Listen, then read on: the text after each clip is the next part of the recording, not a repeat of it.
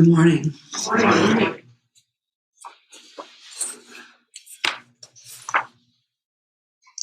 It's so nice to see so many people in the Zendo.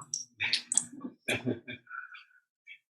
lot of familiar faces and, for me, not yet known faces. And hello out there. Good morning, Hosan.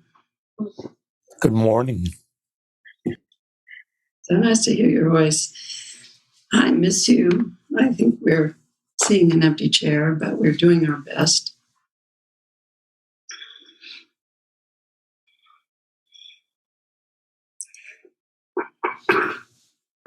So I have something to get off my chest right away that I wasn't planning on saying.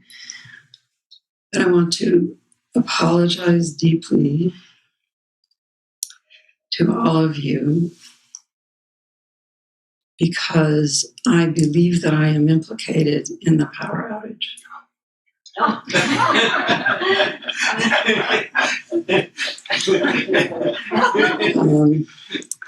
The new heater was plugged in the corner to a wall outlet, and this morning it was moved to the other side of the room, and the available,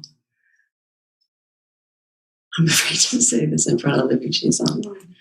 The available outlet was actually an extension cord, which is not a good idea for a wall heater, a heater. And I plugged it in because it was cold and not really registering that I had actually articulated to myself before that was not a good idea, but it wasn't available to me at that moment. And also that same electrical extension cord had the other heater plugged into it. So between the two of them, I think so I'm very sorry. And that's not the end of it.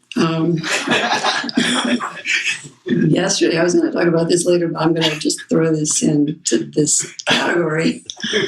Yesterday, while I was cooking, conditions arose that in which the power cord to the rice cooker got melted on the stove before it was put into use. Fortunately, it wasn't plugged in. It was sat in place, and something else was happening on the stove. And then somebody said to me, "Oh, look what happened." So, anyway, I'm really sorry about that. And as a member of the Building and Grounds Committee, I would recommend that I be kept away from electrical appliances.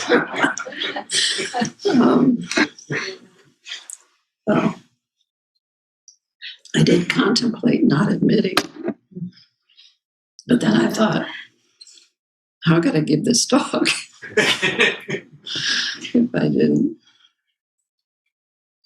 So I was, this session didn't go as planned.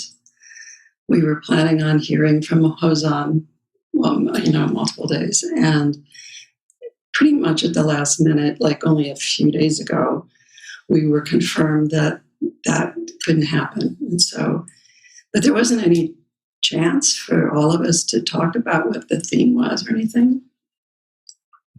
But remarkably, and I actually want to talk about this later, but I'm just going to mention it now. The first two speakers, if you weren't here earlier in the week, started with exactly the same theme and actually had picked the same passage to read from Sojourn. And the theme was, what are we doing here? And part of the initial answer was, we're not trying to fix anything. And, it went between two people, that's kind of a coincidence. It happened that without consulting with those two people, I had the exact same opening. So I'd like to unpack that a little bit.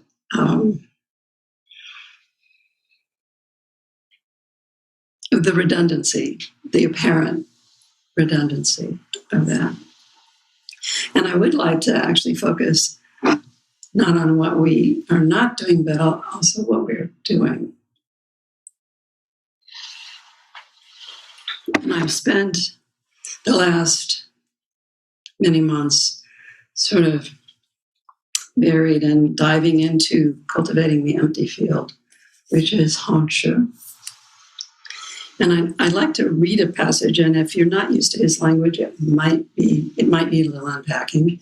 But I'd like to, for your indulgence, I'd like to read it again after I've made some comments and see if it sounds different to you the second time. And then we can have a discussion about it. So here's Honshu. And this is from his practice instructions regarding silent illumination. Silent illumination is his term for Zazen. The field of boundless emptiness is what exists from the very beginning. You must purify, cure, grind down, or brush away all the tendencies you have fabricated into apparent habits. Then you can reside in the clear circle of brightness. Just expand and illuminate the original path. The practice of true reality is simply to sit serenely in silent illumination. When you have fathomed this, you cannot be turned around by external causes and conditions. The empty, wide open mind is subtly and correctly illuminating. Here, you can rest and come clean, pure and lucid, bright and penetrating.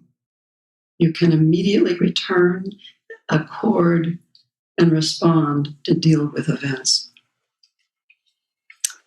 Vast and far-reaching without boundary, secluded and pure, manifesting light, this spirit is without obstruction. Its brightness does not shine out, but can be called empty and inherently radiant. Its brightness, inherently purifying, transcends causal conditions beyond subject and object. Right in here, the central pivot turns. The gateway opens. You accord and respond without laboring and accomplish without hindrance. Everywhere, turn around freely, not following conditions, not falling into classifications, facing everything. Let go and attain stability. Stay with that, just as that. Stay with this, just as this. That and this are mixed together with no discrimination as to their places. An ancient said that non-mind enacts and fulfills the way of non-mind. With thoughts clear, sitting silently, wander into the center of the circle of wonder. I'm going to say that part again because it's my favorite part. Wander into the center of the circle of wonder. This is how you must penetrate and study. So, a little bit, just a few details about Honshu. He lived from 1091 to 1157. He's one of our Chinese ancestors. His name means vast wisdom, and he's known as the collector of the koans for the Book of Serenity. And his teacher, Yuan Wu, is the one who collected the koans for the Blue Cliff Record. So there's a koan study in there with this fellow. Now, here's even more interesting. He became the abbot of Xingde, I don't know if I'm pronouncing it right, monastery on Mount Tiantong. And those of you will remember Mount Tiantong is the place where Dogen went to study and found his true teacher, Ruijin. Hongzhi preceded him as abbot. He was there for 30 years. And he found it in disrepair and renovated it, and eventually it housed 1,200 monks. I believe that he died as abbot there. His Japanese name, this is a fun fact, is Wanshi Shogaku. Does that sound familiar? Shogaku is the name of this temple, Shogakuji.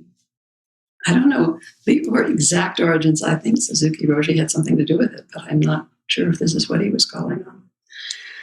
And when Dogen came to Mount Tiantong, it was only 70 years after Hongzhi had died. Now, dig that. We're exactly, or almost, very close to 70 years away from when Suzuki Roshi landed in the United States. And he is a living memory for us because we have people who studied with him, right? So you can feel how fresh the transmission is between Dogen and Hongzhi. And Dogen called him an ancient Buddha, although he'd never met him, and Ruijin did also. Just because it might be relevant later,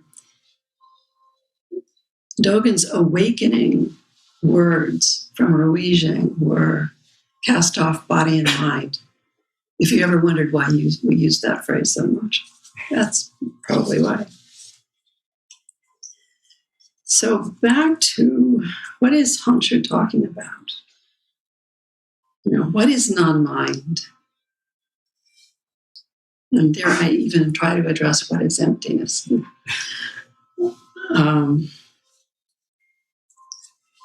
Uchiyama, I'm going to rely on Uchiyama. Uchiyama was a contemporary abbot at Antaiji, and the teacher of, is it right? Okamura? Is that right? Yeah. And he also, before he became a monk, had several degrees in Western philosophy. He was interested in the West. So there's a way in which Uchiyama had the same sort of feeling that Suzuki did about a relationship with the West. Uchiyama calls non-mind the universal self. And that Zazen is a fresh opportunity to look at what you imagine yourself to be. I should say, who you imagine yourself to be. And how would you do this? How do we do this? I believe it's by softening and letting go of the boundary between self and everything else. And that might sound daunting or maybe even frightening, but I want to reassure you that it's not about giving up self or losing self. It's about it's about expanding your understanding of what self is to include even more, to understand that you are greater than you can imagine yourself to be, that you can even understand, that we can even understand. That self is simultaneously personal and universal.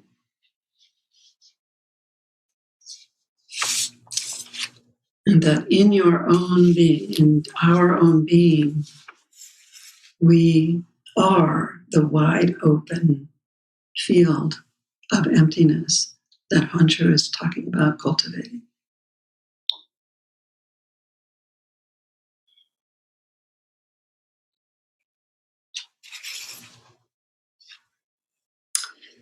So emptiness is not an easy concept to wrestle with. I don't pretend to have wrestled with it completely. I'm going to propose that it might be useful to think about it not as a void, not as not containing anything, but as the absence of classifications and the absence of boundaries, or seams and edges is sometimes what the sages use as a description. The whole of everything, including everything, without boundary. And Dogen calls this process of realization of the expanded self Jiyuyu Zamai, translated as the samadhi of the self-receiving and employing. It's a little hard to unpack, but I'm thinking that it's the spirit of the self perceiving its true nature and turning around and putting it to work in the world, receiving and employing. Sawaki, who was Uchiyama's teacher, called it the self-selfing the self. This is my first rakusu, and on it, Sojun wrote, this Juyu Samadhi is the self making the self into the self. And I've spent a lot of years trying to figure out what that's about. Now, and you remember this, and say it with me now if you know it. To study the Buddha way is to study the self. To study the self is to forget the self. To forget the self is to be actualized by myriad things. When actualized by myriad things, your body and mind, as well as the body and mind of others, drop away. There it is. No trace of realization remains, and this no trace continues endlessly. That's Dogen.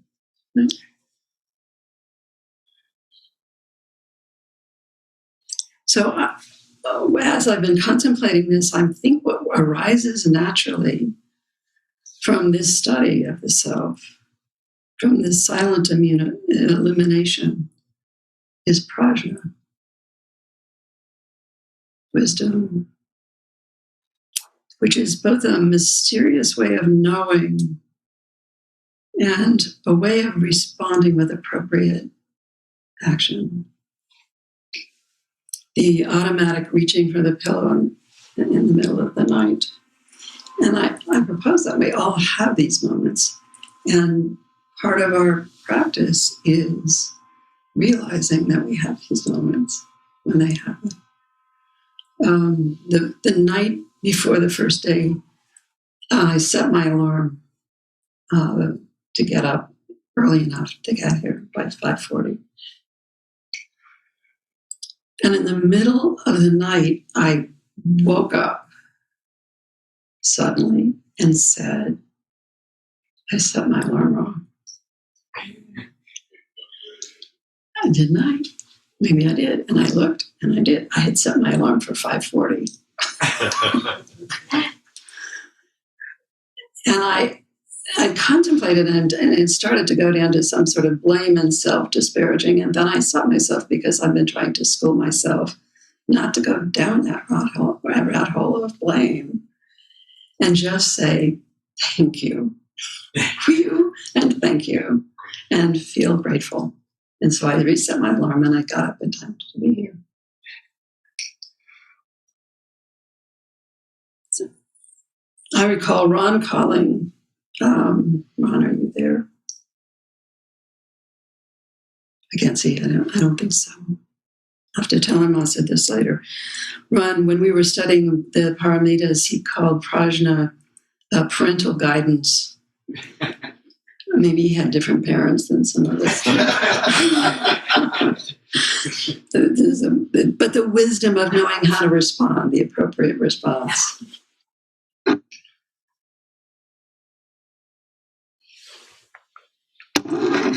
Sojun once called prajna intimacy, relationship. So that was interesting. I wrote that down. I'm not sure I understood it at that time. And before I go into what I think now it means, I want to put a pin in that and do a little sidebar for those of you who've come here after Sojin's death, which is now almost 3 years ago. And wanting to acknowledge that you didn't get a chance to know him or meet him, and that you are no doubt hearing about him, and you're hearing about him, through those of us who knew him, and we all had very distinct and different relationships with him. I once looked around a room and thought, there are as many Sojins as there are people in this room. And so when we cite Sojin and talk about him, we might be saying as much about ourselves as we are about him, or about the relationship, or something mixed up in all of that, right?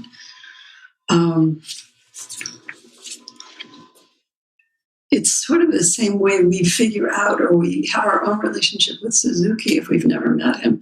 We hear about him, but then we read him. And then what I would recommend to the people who didn't know Sojin is just listen to his talks. We have so many online available that you can hear his actual words, and you can have your own relationship with Sojin. So not to feel left out. So Sojin about Prajna.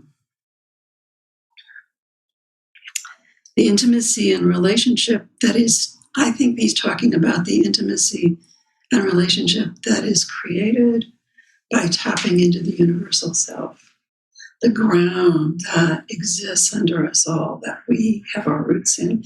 And that's why I think when Susan and Ross and I came up with this same opening, that it was, I just think it was more than an accident. I think we are swimming in the same sea, ocean together. Right?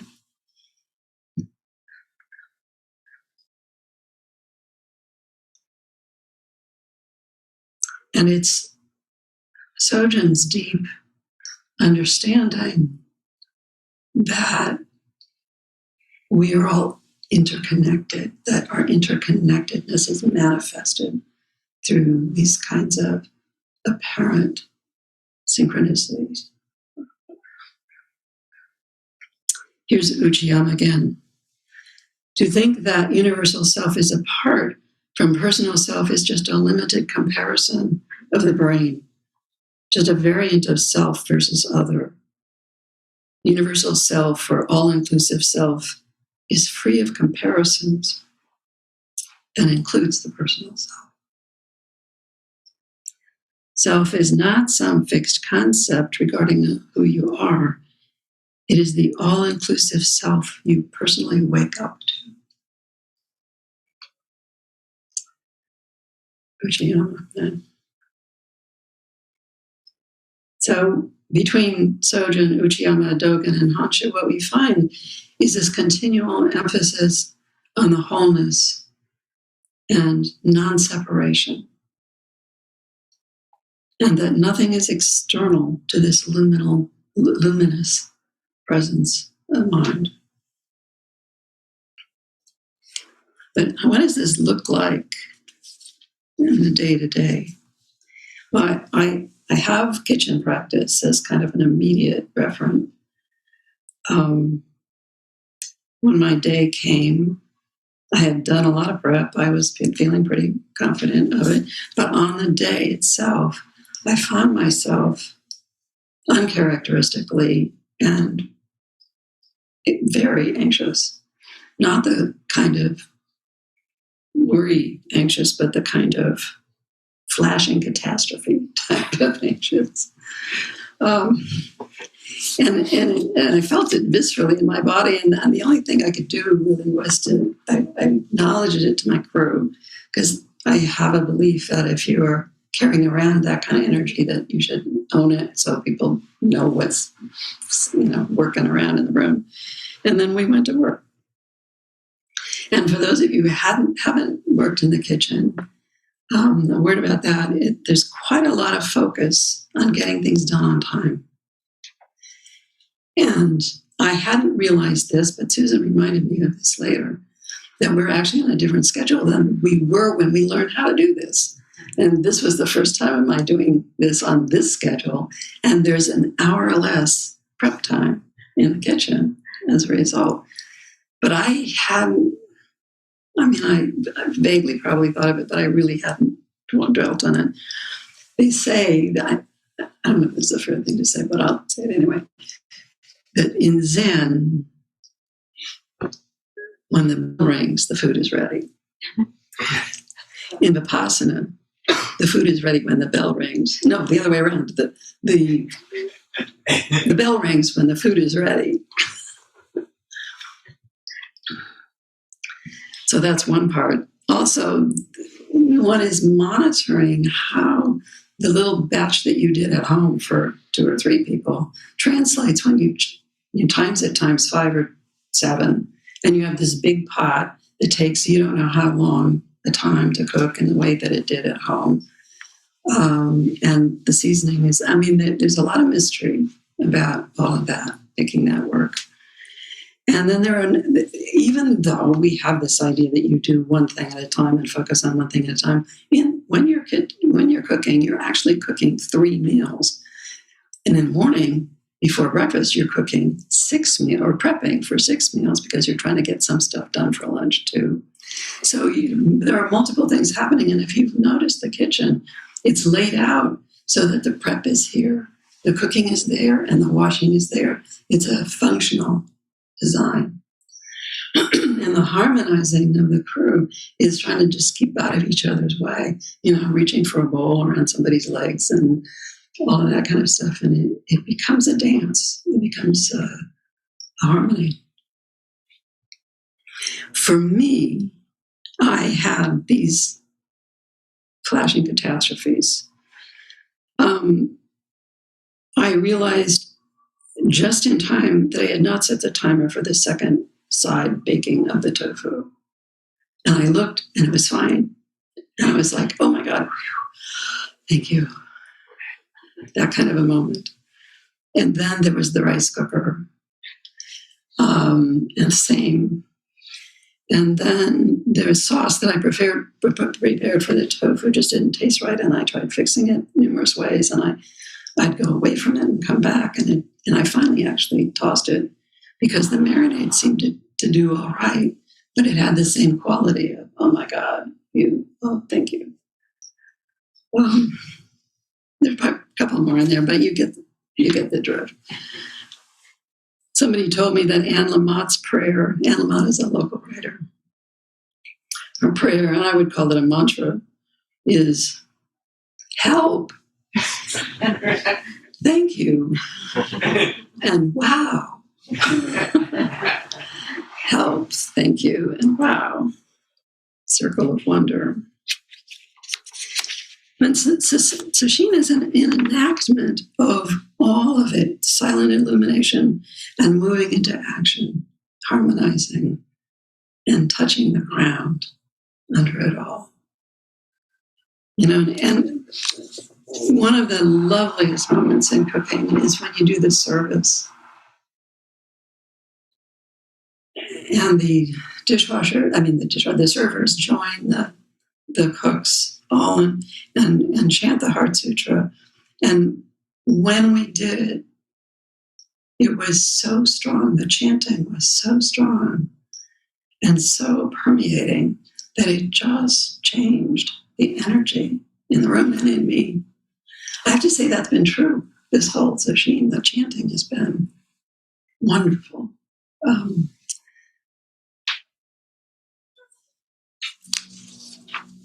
And it allowed me to let go of all that suffering that I had created for myself by the activity of my ego, which was, is it going to be done on time? Will it be good? Will there be enough? Will there be too much? Yada, yada, yada, yada. Just letting that go and handing it over. And there comes a line in the Heart Sutra that it's almost like one of those moments where you hear it for the first time. with nothing to attain, a bodhisattva depends on prajna, paramita. And I went, yes, right. And it comes when you don't expect it. You can't make it happen.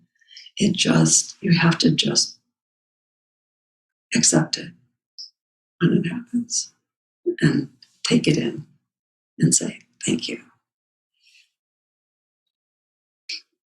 One of my other favorite moments is when you hand off the Buddha tray. And if you haven't been able to see the Buddha tray, it's got these little tiny, Buddha is not very hungry because in little tiny bowls. And the cook has put each of the little dishes in the bowls and prepared the Buddha tray. And after the service, the cook holds it and the server bows. And the server takes the Buddha tray and the cook bows. And in that moment, I feel like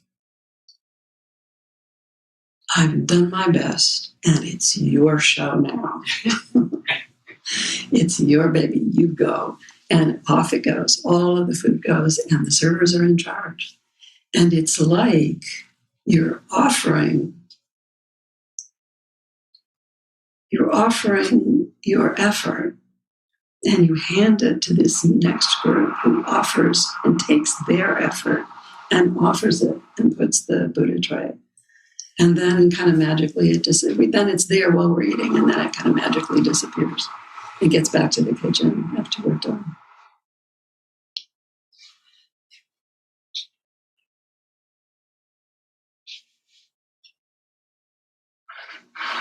So, I don't know what time it is. What time is it? 10-2. So Oh, good. Okay. So, about 5-2. I'm going to read Ancho again. You want me to tell you at a certain time? No, that's all right.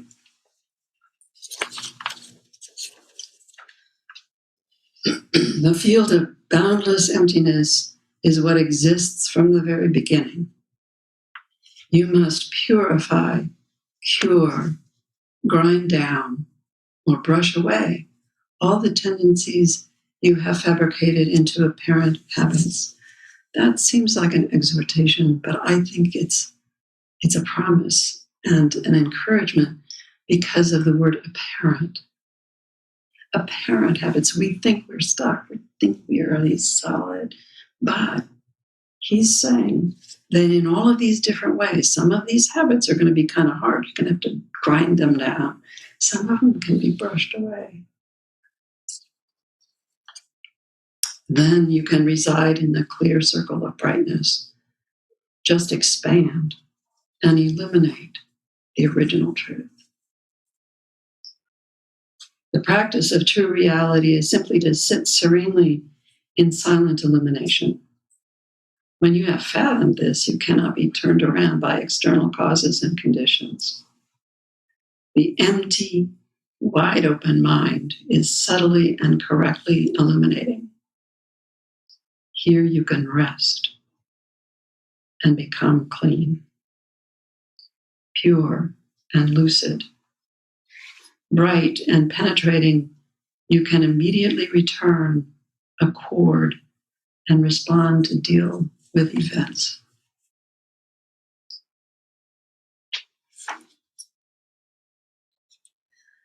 Vast and far-reaching without boundary. Secluded and pure, manifesting light, this spirit is without obstruction.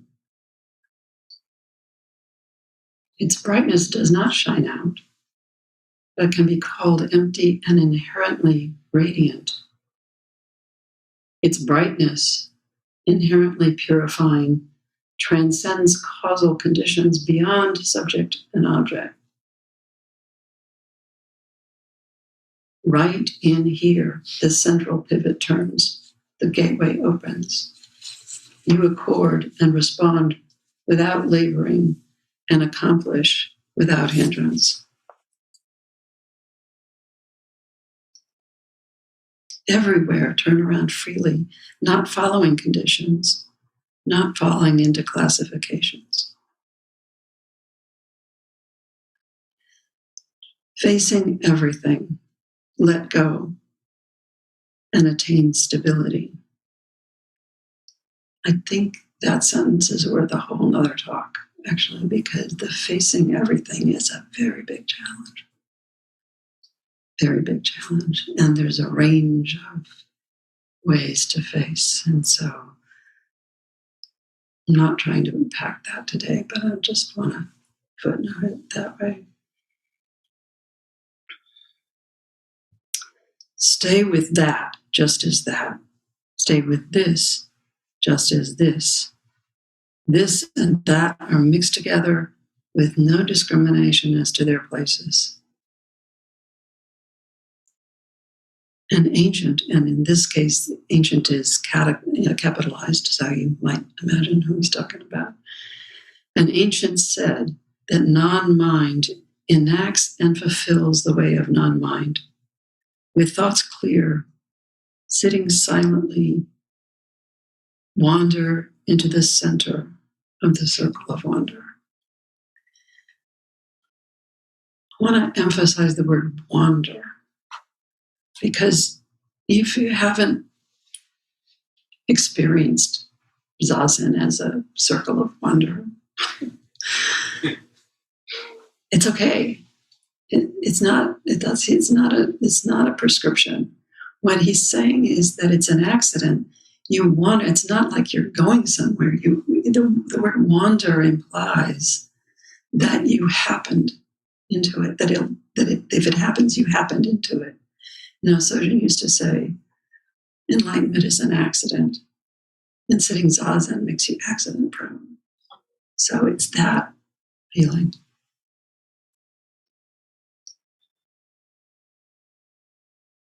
This is how you must penetrate and study. So here's my own mantra in response to what we're doing here. We are here to practice just being.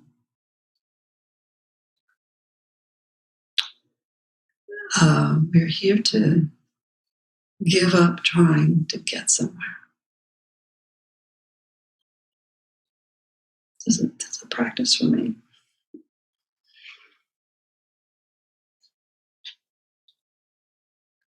And I encourage you to rest. Rest in yourself. Rest in your still center.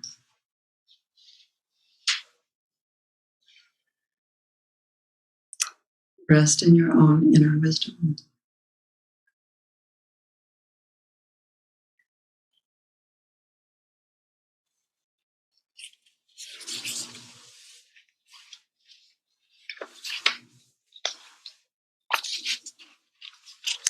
So please let me know what you're thinking. Can you repeat it? Your mantra. Which one? Your mantra. My mantra. I didn't catch some of it. I don't need to read it. My own mantra is to just be.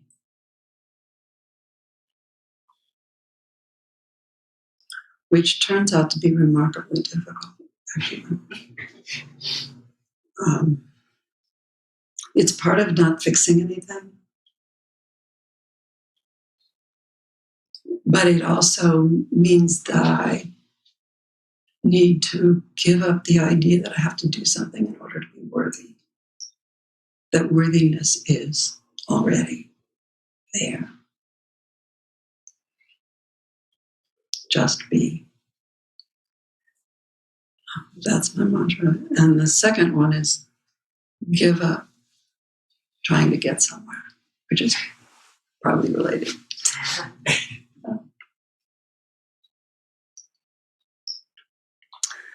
Colleen. So I may not know all your names, and for the sake of people online and other people in the room, would you say your name before you say something? I loved what you said about anxiety. I feel like I've seen you do this on your anxiety. And what I'm wondering is, what do you do when it's not coming from you? It's coming from somebody else, but you feel it. What's the helpful move there?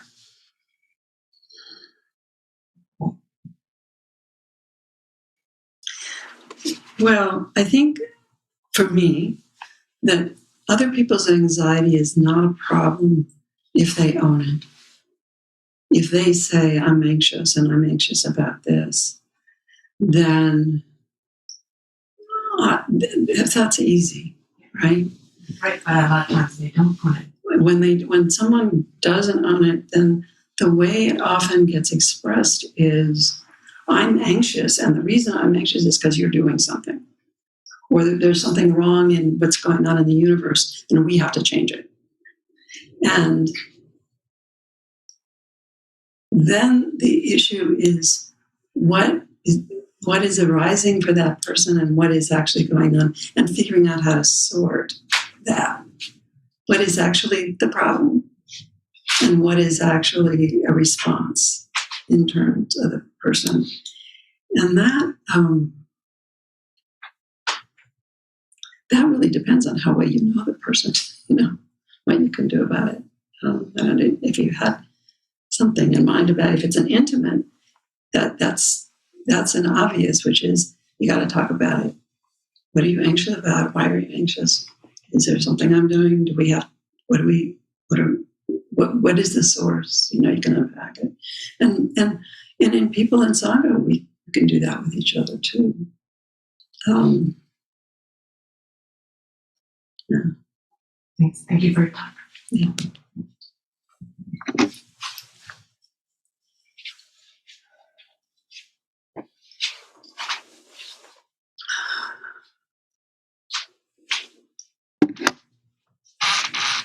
Church.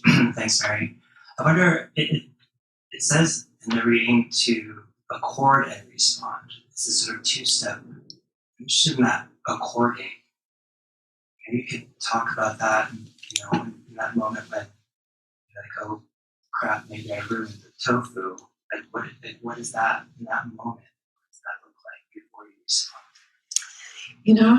I thank you for picking up on that, because I have pondered that word as well, and particularly even just before when I was reading my notes. And the way that I read it, the way I experience it, is that there is a step in there of acceptance, accord, being in accordance with something, is being in harmony with it, or being willing to go with what is.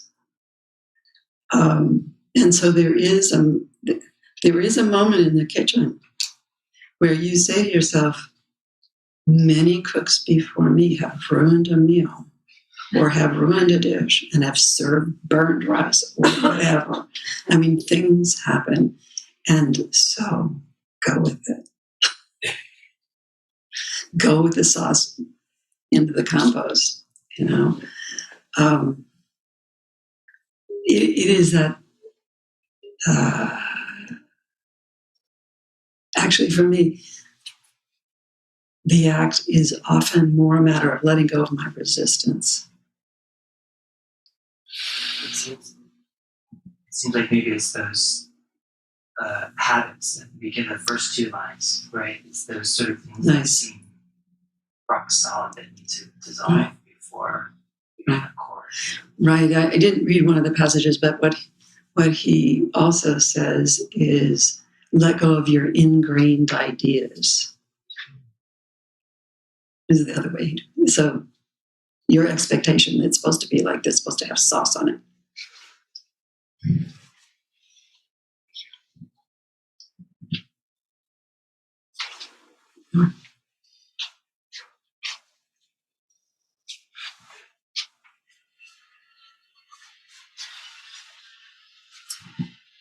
Mark, I've never experienced silence in this room, but sometimes I can remember to listen.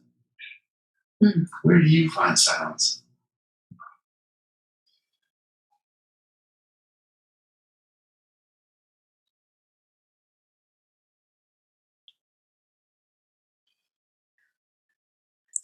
This is not the silence of the absence of sound. Maybe the word stillness would work as well.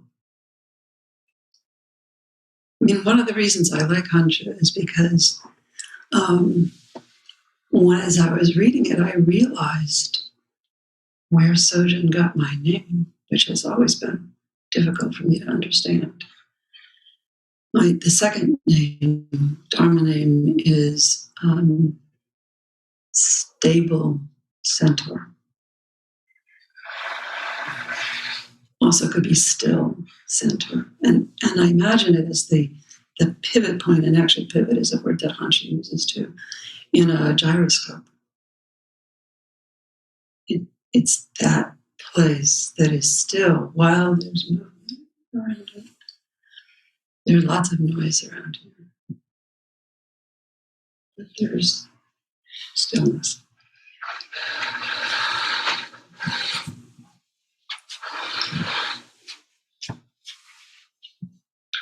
This is Karen. Yeah. What is just being, and how do you practice that? Just thinking about all the things you do, and it must take a certain amount of drive and commitment. So how do you practice just being?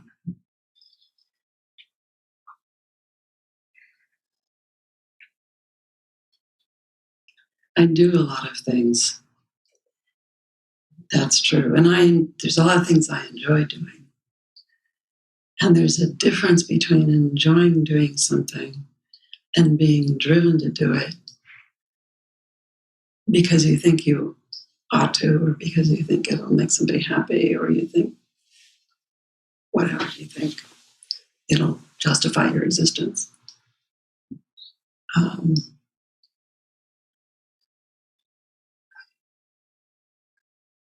So when I say it's an edge that I'm working, what it means is that I return.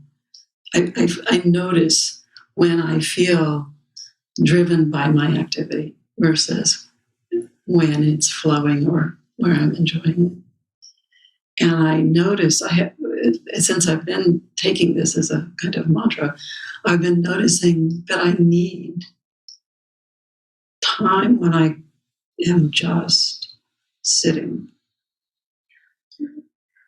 Not only in zazen, but with a cup of tea in the backyard, just staring at trees, just with empty, open space and no schedule.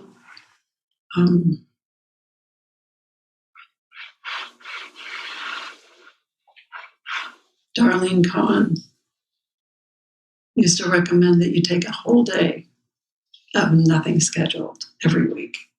It was a bridge too far for me at the time when I read that. But I understand how in the world we live in, it's so busy that you have to come back. You get busy and you have to come back. I have to return to unplanned, unstructured, just being.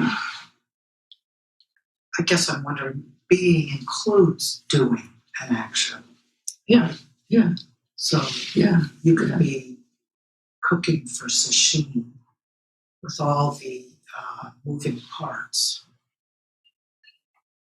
Absolutely. And just be. Right.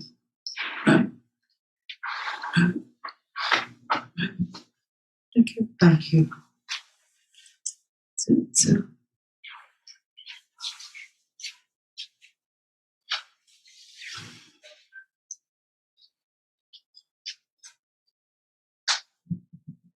Hi, this is Sue.